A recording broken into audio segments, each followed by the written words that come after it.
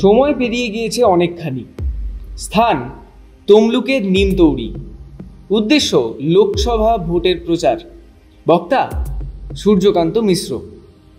লোকসভা নির্বাচন ফেলে এগিয়ে গিয়েছে সময়। বাংলার সামনে বিধানসভা নির্বাচন।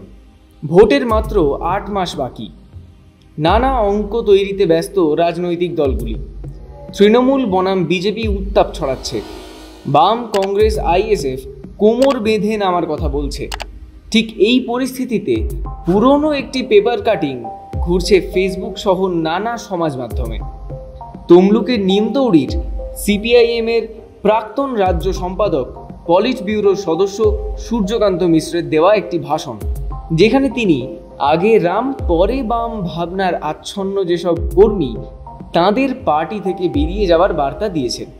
বিধানসভা নির্বাচনের প্রাক্কালে কেন সূর্যকান্তবাবুর মন্তব্য নিয়ে নতুন চর্চা শুরু হয়েছে তা কিন্তু ভাবার বিষয়। বামের ভোট রামে গিয়েছে, এই তত্ত্ব 2016 সালের বিধানসভা নির্বাচন থেকেই লোকের মুখে মুখে ঘুরছে। আলিমুদ্দিনও এই তত্ত্ব নিয়ে একাধিকবার চর্চা করেছে।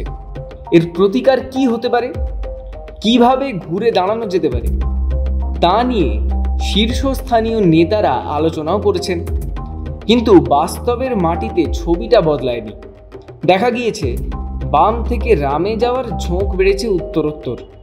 2021 সালের নির্বাচনে বিজেপির 77টি সিট জয় বামেদের শূন্য হয়ে যাওয়ার এই তত্ত্বের ফসল বলেও মনে করেন অনেক বামপন্থী মানুষ। রামকে ঠেকিয়ে বামের স্বমহিমায় ফেরার কাজটা 8 মাস পরের বিধানসভা নির্বাচন থেকে শুরু করতে চাইছে আলিমুদ্দিন।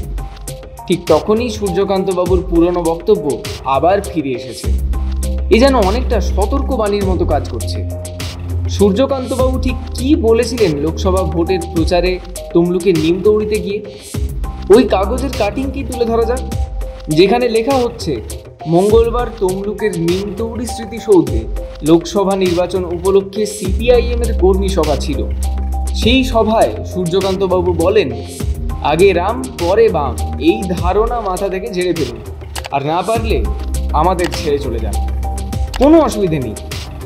এদিন সভায় আগাগোড়া আক্রমণাত্মক মেজাজেই ছিলেন সূর্যকান্তবাবু। তিনি আরও বলেন, আমাদের পার্টিতে এমন কিছু লোক আছেন যারা না থাকলেই হয়তো ভালো হতো। আবার পার্টির বাইরে এমন অনেক লোক আছেন, তাদের পার্টিতে আসাটা দরকার ছিল। ওই কাগজের কাটিংয়ে আরও লেখা রয়েছে, গোটা রাজ্যে বামেদের একটি বড় অংশ রামের দলে নাম লিখিয়েছেন। পূর্ব মেদিনীপুর জেলা তার ব্যতিক্রম নয়। বাম থেকে রামে যাওয়া কর্মীদের সাফাই, আগে রাম পরে বাম, অর্থাৎ আগে বিজেপিকে সঙ্গে নিয়ে তৃণমূল কংগ্রেসকে সরানো, তারপর বামেদের প্রাসঙ্গিক করে তোলা। এদিন সূর্যকান্তবাবু বলেন, এগরায় পূর্ব মেদিনীপুর জেলা সম্মেলন চলাকালীন আমি প্রথম আগে রাম পরে বাম শব্দের সঙ্গে অবগত হই। তাঁদের কাছ থেকেই এর মানে জেনেছিলাম। আমি পরিষ্কার বলছি, নিজেদের মধ্যে এই সমস্ত ভাবনা চিন্তা পরিষ্কার করুন, আর যদি না হয় আমাদের ছেড়ে চলে যান, কোনো অসুবিধে নেই।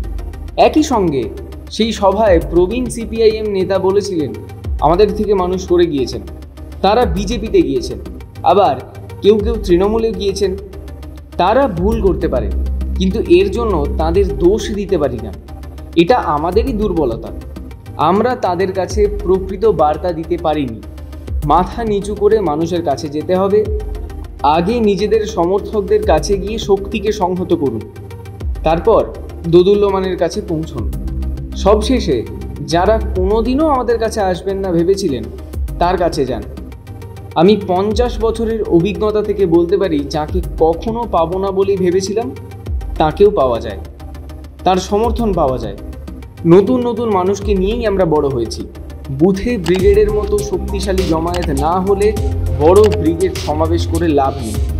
সবার আগে পাড়া গ্রামকে শক্তিশালী করতে হবে, বাড়িতে বাড়িতে যেতে হবে। মানুষই আমাদের কাছে ভগবান, ঈশ্বর, আল্লাহ, মায়েদের কাছে পৌঁছতে হবে।